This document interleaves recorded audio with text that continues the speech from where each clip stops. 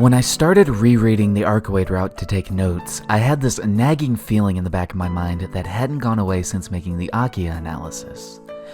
A feeling only amplified since seeing how cute she was in the manga. That feeling being, Satsuki Yumizuka deserved better.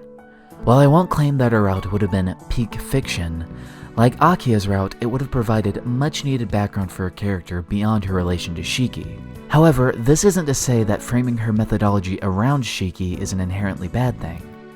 Yumizuka, first and foremost, is a normal girl whose life essentially did the biggest inversion impulse in Tsukihime. As Shiki was her initial gateway into this new world she found herself in, her simple high school crush mutates rapidly into that unhealthy obsession I talked about in the video on Akiha. It's a change that can be viewed taking place as early as her first scene. Yumizuka mustering up the courage to talk to Shiki, worried that he didn't remember her name. An action she'd never even considered taking before. It's shown that she'd worried about him being the one going out in town at midnight. It's never explained, but she'd likely been attacked or heard about Tono at this point, who, as established last time, is also named Shiki. It's due to this attack that the first day of Tono Shiki's new life is the schoolgirl Yumizuka's last. She no doubt realizes that her vampiric blood will slowly take over from this point on.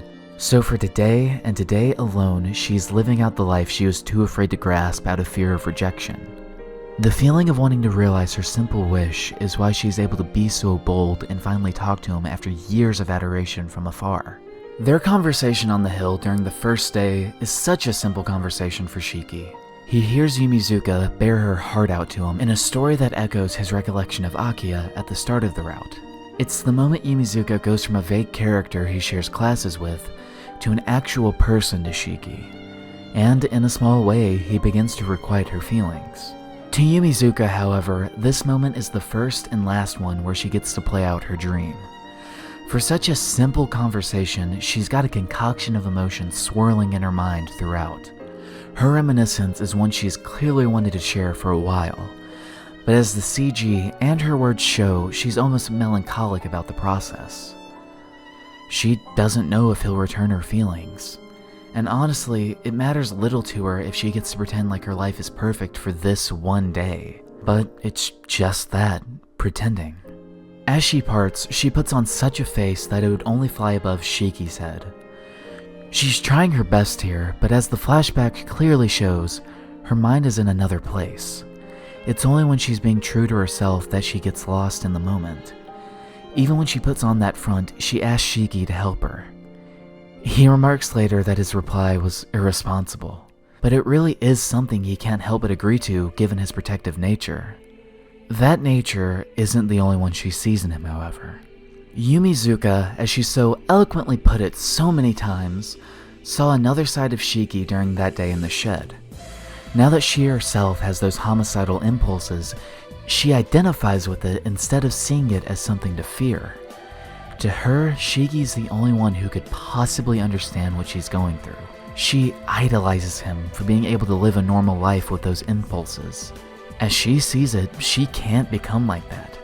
Her urges are something she can't stave off, and this is the last time she's ever seen in the light of day because of them. She achieved the goal Satsuki Yumizuka had, and because of that, dives into a downward spiral of self-destruction. It's here where I'd like to switch gears for a bit and talk about the first thing you see when starting a new route in Tsukihime: Shiki in the hospital. He awakes in a daze, confused as to why everything has these lines on them. He doesn't remember what happened to him, but when he traces these lines, the object they were on breaks. No one believes him about this. And it's that, combined with being away from his family, the doctor's talking about him like he's not in the room, and the prospect of these lines that stitch everything together breaking apart, causing the world around him to shatter and everyone he knows and loves to die, including himself, that he runs. Shiki feels isolated from everyone around him. No one could possibly save him from his world ripping apart at the seams. Although he doesn't get far, when he finally collapses, all hope lost that his life will ever achieve those peaceful days again, he meets a certain someone. She doesn't like to be called by her name, so like Shiki, we'll call her Sensei. His sensei begins to help him rationalize the situation. And though she doesn't cure his condition, she makes it bearable. She does nothing but accept him and teach him how to live with what he's been given. Now to shift gears back to Yumizuka, she was walking around town at night, presumably under the pretense that Shiki was skulking about. At around midnight, she gets attacked, but isn't sure on the specifics. She wakes up a few hours later, confused as to what happened. Her body has undergone some sort of change she can't comprehend, and because of those changes, feels isolated from everyone around her. No one could possibly save her from her inexplicable urge to drain humans of their blood, and so she runs. In this moment of fear and weakness, Yumizuka doesn't find anyone. No sensei to accept her and help her with her condition, those urges go unchecked, and like Shiki would have done without that fateful meeting, she eventually attacks people. That's why she wants so bad for Shiki, someone who her original self admired so fervently, to be like her. She feels like she's past the point of helping the condition, but she still wants the other half of the equation that saved Shiki: acceptance. Shiki is right on the mark when he says she was like a baby chick imprinting on him. She realizes Shiki can't help her out of what she's gotten into, but she still says those words regardless. Come help me when I'm in a pinch. Those words spoken so full of hope that it's hard not to empathize with her. What she does is undoubtedly wrong, but just as Shiki can't help but accept her, the audience, through getting to know her right here, can't help but do the same. Her life had been altered forever when she unknowingly became the victim of Roa and a dead apostle. She didn't ask for it, but as Nanaya Shiki turned into Tono Shiki, it happened regardless. She says that she can finally understand both sides of Shiki later on as she gives in to her vampiric tendencies. Though she's certainly given into her impulses more than he, she, like the audience, sees the Nanaya aspects reflected behind the rim of Shiki's glasses. In both characters, we can see what was once there slowly being corrupted. The new personality that has taken root becoming so ingrained into their psyche that it's hard to imagine they'll reach sanity again. Yumizuka being so open to Shiki during their talk makes him eager to see her again. He said it himself, Yumizuka is really cute, and he actually got to know her beyond the looking glass. His pace quickens out of a desire to see her in spite of what's going on in his life at the moment. It's almost comical that as Shiki finally begins to requite her feelings, she's ripped away from everything. To draw another comparison, Shiki has long led a slow day-to-day life in these past 8 years. It's not lingered on by the story because it ultimately isn't that important. A peaceful existence suddenly halted as his nature changes briefly to that of a killer. It's seen when he looks at the back of Arcoade in most routes.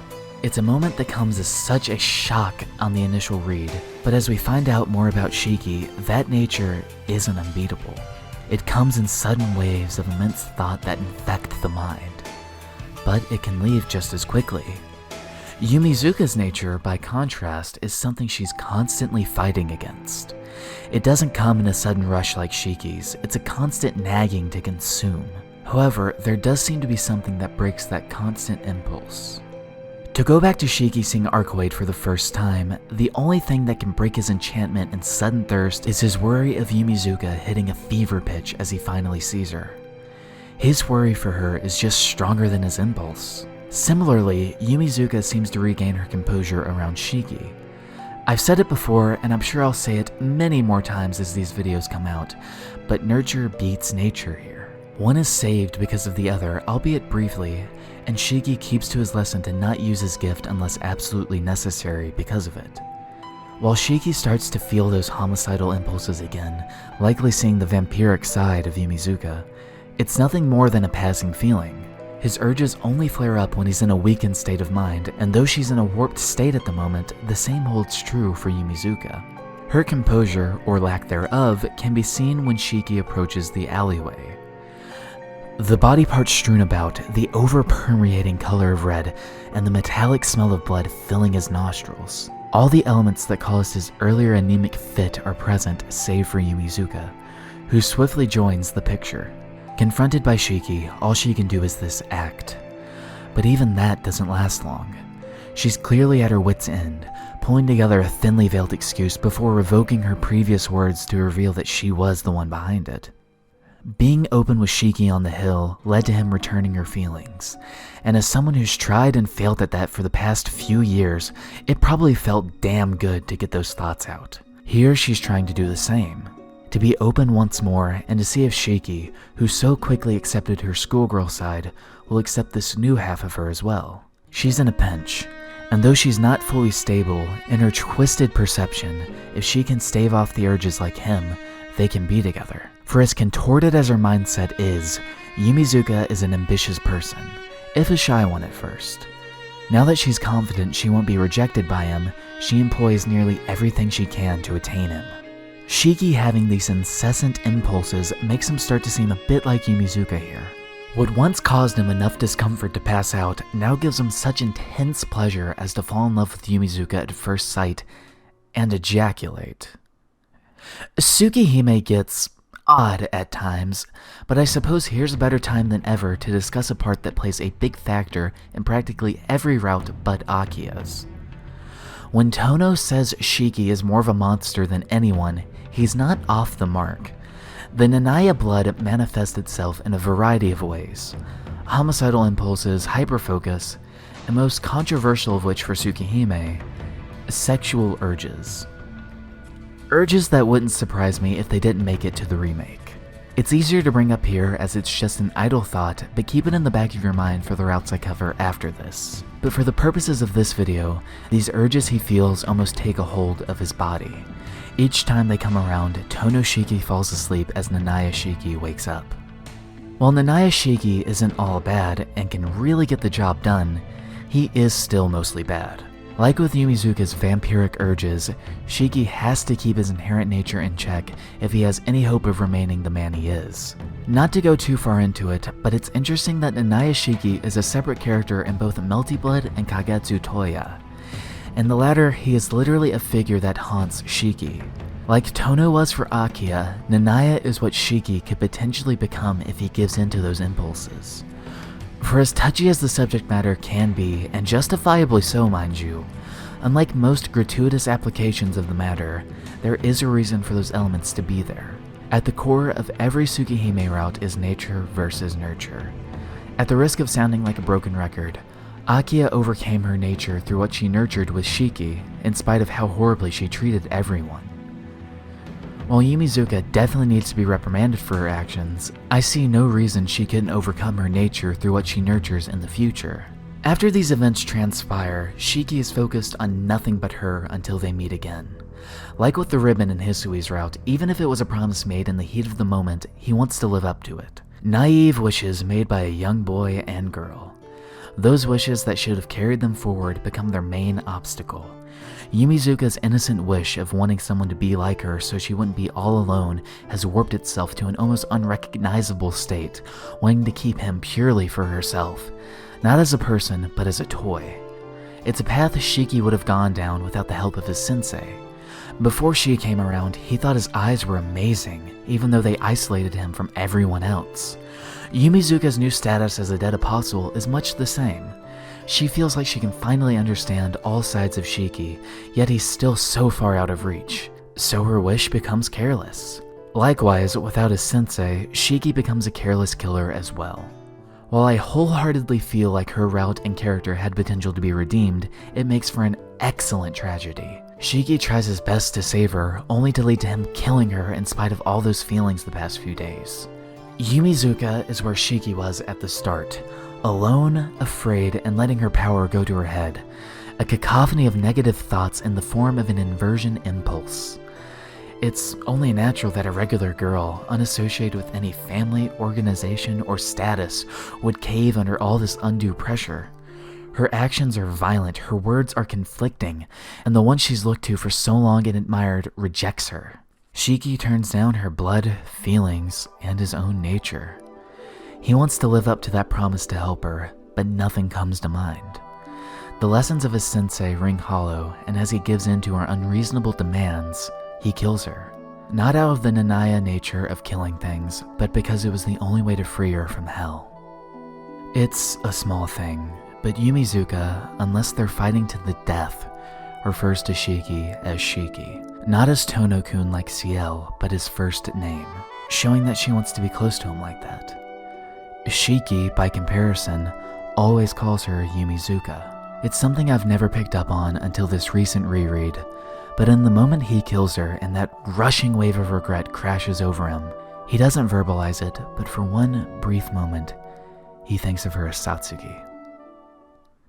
There are, however, multiple endings to Sacchin's story.